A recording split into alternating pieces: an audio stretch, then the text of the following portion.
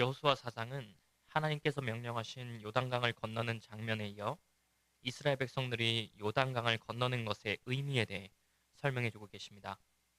특별히 하나님께서는 이 사건을 통하여 이 일을 표징으로 삼으라 명령하셨습니다. 요단강 중앙과 길갈에 세워진 돌들을 통해 하나님께서는 이스라엘 백성들을 진두지휘하시고 인도하시는 그분의 섭리가 어떠한 성격을 가지고 있는지 말씀하고 계십니다. 여호수아 4장 1절에서 하나님께서는 요단을 건넌 이스라엘 백성들에게 말씀하십니다.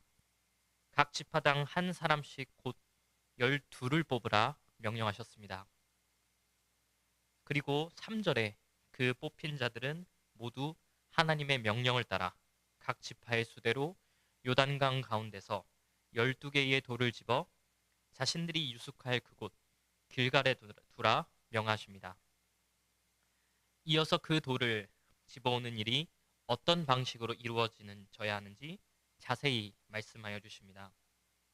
여호수아 4장 5절 말씀에 이렇게 기록되어 있습니다. 그들에게 이르되 요단 가운데로 들어가 너희 하나님 여호와의 궤 앞으로 가서 이스라엘 자손들의 지파 수대로 각기 돌 한 개씩 가져다가 어깨에 매라.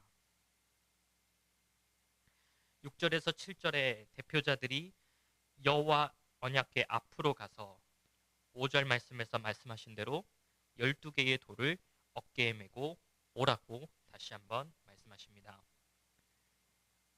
여기서 나오는 돌들은 요단 안에서 행해진 기적의 표징입니다. 돌들을 표징으로 세우므로 7절에 곧 언약궤가 요단을 건널 때에 요단물이 끊어졌으므로 라고 말씀하신 사건을 기념하고 보이는 표로 나타내신 것입니다. 여기서 요단물이 끊어졌다라고 표현된 이 단어는 하나님께서 자기 백성과 언약을 맺는다라고 하신 이 단어와 같은 동사로 사용되어 있습니다. 고대에는 언약을 맺을 때 언약을 자른다라는 표현을 사용하여 언약 당사자 간의 엄중한 서약의 성격을 강조하였습니다. 이렇게 맺어진 언약의 당사자들은 서로에 대한 헌신의 관계를 요구하며 그들은 죽음까지 각오하고 서로의 신의를 지킬 것을 맹세했습니다. 이처럼 하나님은 이스라엘을 가로막는 요단강을 가르시며 자기 백성에게 온전히 헌신하시는 모습을 보이시고 언약을 보이십니다. 하나님은 언약적인 신실하심, 그 하나님의 신실하심을 통해 이스라엘을 가로막는 홍해, 그리고 요단강과 같은 자연적인 세력마저 무너뜨리십니다. 언약의 길을 따라 사명을 전진하는 이스라엘을 막을 수 있는 존재는 없습니다. 왜냐하면 그 길이 바로 여호와께서 원하시는 길이기 때문입니다. 8절부터 10절까지는 모든 일이 여호수아의 명령에 따라 질서 있게 진행되었음을 강조합니다. 지파의 대표자들이 12돌을 길갈로 가져온 것이 여호와의 뜻을 따라 명령한 여호수아의 권위를 보여줍니다. 모세를 이어 여호수아 역시 하나님의 뜻을 받아 이스라엘을 이끄는 지도자가 됩니다. 모든 일들은 질서 있게 진행됩니다. 하나님 자신은 질서를 세우시는 분이시기에 모든 일들은 하나님의 말씀과 질서 아래에 순응하며 이루어집니다. 이전의 모세와 같이 여호수아가 이스라엘 백성들을 인도합니다. 물론 여호수아의 지도력은 그 자신의 것이 아니고 그 역시 자신의 말과 능력 자체를 앞세워 명령하지 못합니다. 철저히 하나님께 순종하고 낮아질 때 하나님은 여호수아의 말이 능력 있게 나타나도록 일하십니다. 10절에는 언약궤가 가장 마지막으로 요단강을 건넌 것을 강조합니다. 언약궤와 이스라엘 백성들이 이동하는 모습을 통하여 하나님은 우리의 시작과 중심 그리고 마지막까지 주가 되시는 분임을 알려주십니다. 특별히 요단 중앙에 놓인 언약궤가 백성들이 다 건넌 후 11절 말씀과 같이 이 백성의 목전에서 건넜으며 라는 말씀은 여호와의 언약궤를 통하여 하나님께서 이스라엘 앞에 놓인 문제를 친히 해결하시며 해결하심의 은혜를 누린 백성들이 그 보호하심 속에서 안전하게 건널 수 있음을 지켜보도록 하신 것입니다. 그렇게 하심으로 여호와가 강한 분이시며 그분을 진정으로 경외하도록 하신 것입니다. 11절에서 14절은 안전히 건너간 이스라엘 백성과 이미 앞서 가나안 땅에 도착한 르우벤 자손, 갓 자손, 그리고 므낫세 반 지파가 모여 이스라엘 백성 모두가 가나안 땅에 안전하게 도착했음을 보이십니다. 13절에 이스라엘은 무장하여 하나님께서 명하신 거룩한 전쟁을 수행하기 위해 준비했습니다. 그리고 14절 여호와께서는 이스라엘의 목전에서 여호수아를 세우시며 그를 통해 일하신다는 하나님의 의지를 보이십니다. 15절에서 18절에는 마지막으로 언약궤가 요단을 건넙니다. 언약궤가 지나 육지를 밟자 강은 다시 자신의 힘을 얻습니다. 이는 모든 창조 질서가 여호와의 손에 놓여 있고 그분의 뜻을 위해 존재하는 것을 보여줍니다. 모든 것이 자신의 자리를 찾을 수 있는 것은 하나님의 섭리로 보존되어 있기 때문에 그렇습니다. 그러나 그 섭리가 여호와의 길을 방해한다면 바다나 강마저도 힘을 잃고 길을 열게 됩니다. 19절에서 24절은 이제 길갈에 진을 치게 된 백성들에게 하나님께서 길갈에 돌 12개를 세우도록 명하십니다. 이 12개의 돌은 21절의 말씀과 같이 후대의 자손들이 세워진 돌을 보며 부모들에게 질문하도록 그렇게 만들어 두신 것입니다. 자녀들은 부모들에게 무슨 뜻인지 묻습니다. 그러면 부모들은 22절에서 23절의 말씀과 같이 홍해 사건과 그들이 건넌 요단강 사건을 함께 연결하여 말해줍니다. 그리고 24절에서 부모 세대는 자녀들에게 땅의 모든 백성에게 여호와의 손이 강하신 것을 알게 하며 너희가 너희의 하나님 여호와를 항상 경외하려 하심이라 하라 라고 말해야 합니다.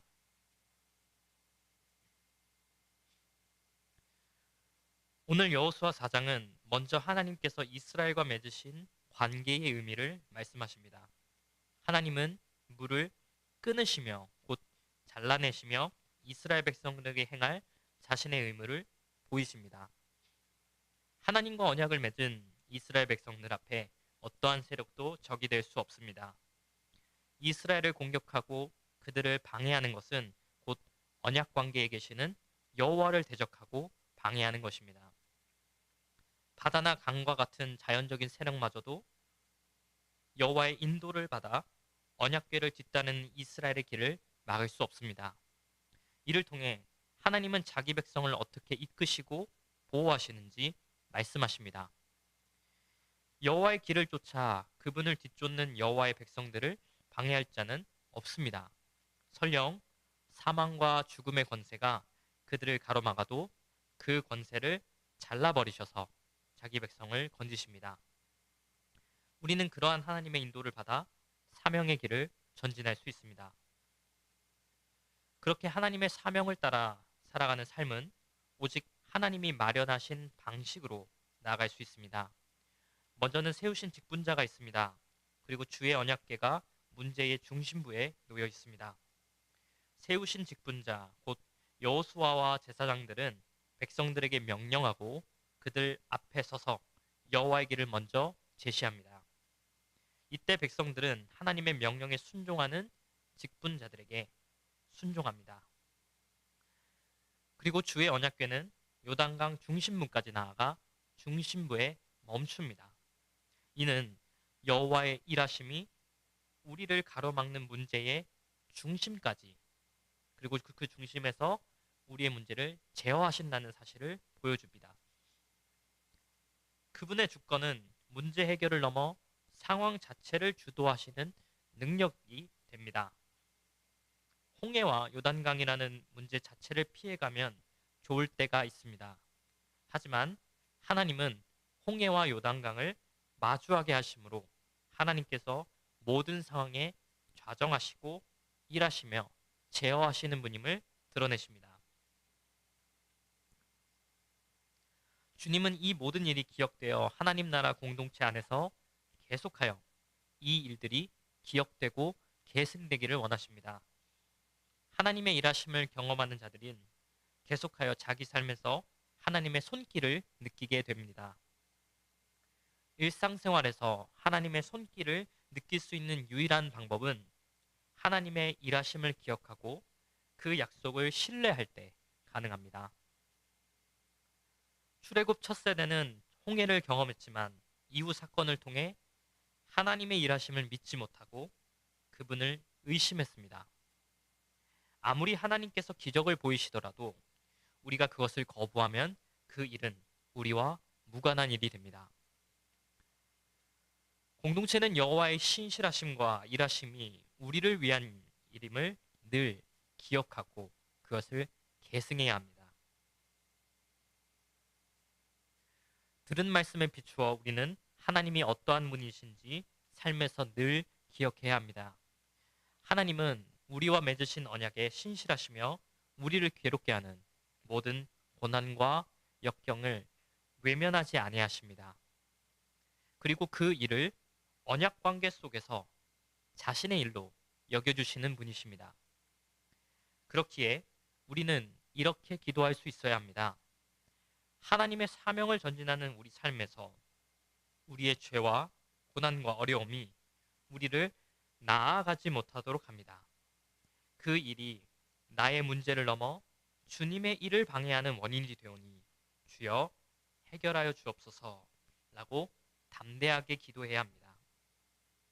그래서 하나님께 순종하여 하나님의 길을 걷고 있는 그리고 하나님의 목적을 성취하는 우리 관악교회가 모두 함께 하나님 앞에 이렇게 기도함으로 하나님의 원하시는 뜻이 하늘에서도 이루어진 것 같이 땅에서도 이루어져야 합니다.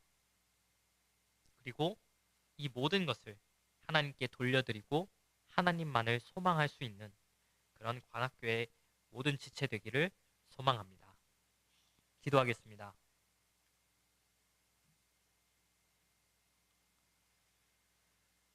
지극히 높으신 하나님 아버지, 아버지께서는 저희 앞에 놓인 문제를 해결하시는 분이시며 그 문제들 앞에 있는 우리를 건져내어 하나님이 살아계시고 역사하시는 현실을 살아가도록 깨닫게 해주시는 분임을 들었습니다. 주신 말씀을 받아 우리 삶의 여러 문제와 고난이 우리를 가로막을 때마다 그 문제 앞을 막아주셔서 갈라버리시는 이가 아버지이심을 기억하게 하여 주십시오. 그래서 우리 인생의 주인이 바로 아버님이심을 기억하게 하시고 이를 잊지 않도록 인도하여 주십시오. 주께서 우리의 여러 고난과 역경들을 직접 해결해 주실 때마다 그 경험이 표징과 같이 되어 다른 이들에게도 아버님의 살아계심과 역사를 전할 수 있도록 인도하여 주십시오. 관악교회 안에 고통받고 어려움을 겪는 지체들이 있습니다. 우리 문제를 직면하게 하시기 위해 홍해와 같이 막연하게 느껴지는 일들이 있습니다만 모든 일을 주님은 자기 일로 여기시고 우리의 사명 전진과 그리스도를 닮아가는 일에 방해가 되는 것을 모두 제거하시는 분임을 믿습니다. 주께서 친히 모든 일을 도맡아 주셔서 주님을 경외하는 일에 이 고난과 어려움이 사용되도록 하옵소서. 늘 주의 발자취를 쫓아 주님의 뒤만을 걷는 자들이 되기를 소망하며 우리 구주 예수 그리스도의 이름으로 기도합니다. 아멘. 은혜로운 기도 시간 되시길 소망합니다.